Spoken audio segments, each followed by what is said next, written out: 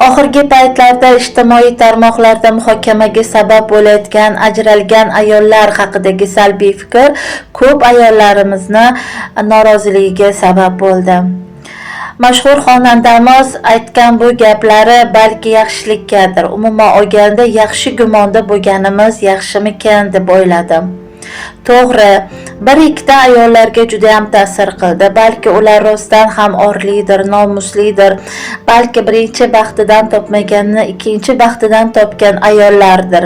Ammo ming afsus bo'lsinki, shunaqangi ayollarimiz ko'pki, ajrimga tayyor va xato izlab hech narsadan hech narsa yo'q, o'z oilasini barbod qiladigan ayollar ham juda ham ko'p. Siz o'ylaysizki, bu ayollar qayerda bo'ladi? To'g'ri, 1-2 so'm pul topadi, chet ellarga boradi, farzandimni o'zim katta qilaman deydi, qayergadir ishlashadi.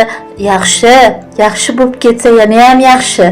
Ammo davlat organlarida ishlab turib, shunday ayollarni ko'ryapmizki, ba'zida uyalib ketamiz. Gapimiz xulosasiga internetni ochib ko'ring, qanaqa ayollar haqida ko'rsatilyapti.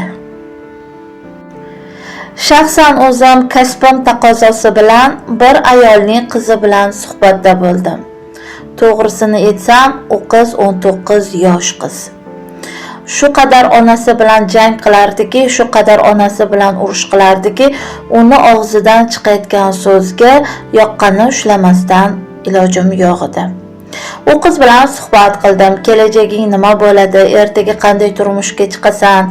Sen ozgina tarbiyali bo'lsang yaxshi bo'lardi. Bir kun katta bo'lib bu qilmishlaringdan uyalasan deganimda bilasizmi, u menga nima deb javob berdi? Nimaga uyalaman?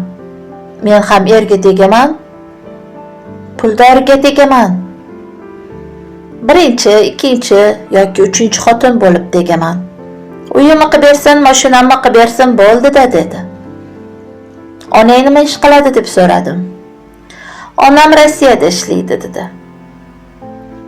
Onasi necha yildan beri Rossiyada yuradi, farzandning tarbiyasi bilan hatto ishi ham yo'q. Lekin ming afsuski, oramizdan chiqqan, internetni bong urib, orli, nomusli ajrashgan ayollar unaqa emas, bunaqa emas deydigan ayollar, to'g'ri, ular orlidir. Ammo jamiyatimizda shunday ayollar ko'payganki, hatto farzandiga tarbiya bera olmaydi. O'ziniki tarbiyasi naryoqda tursin.